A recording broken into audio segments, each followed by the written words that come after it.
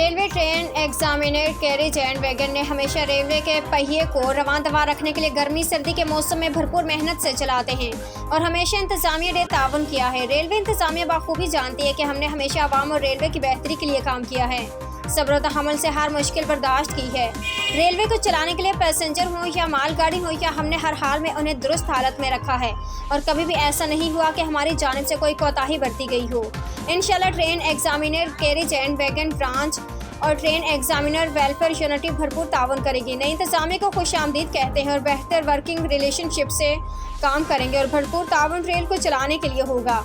इन ख्यालात के इज़हार all Pakistan train examiner welfare unity के मरकजी chairman Dilkash Katak, organiser Munir Ahmed, secretary information Mubarak Hussain, divisional ओहदेदारान इंसहारुल हक, वलीद अहमद, असद रियाज, रिजवान खान मरवत ने नए तैनात होने वाले डीएस रेलवे नूरुद्दीन टहर, डेवर और डिप्टी डीएस हुसैन अल्लाह खान से मुलाकात के मौका पर किया।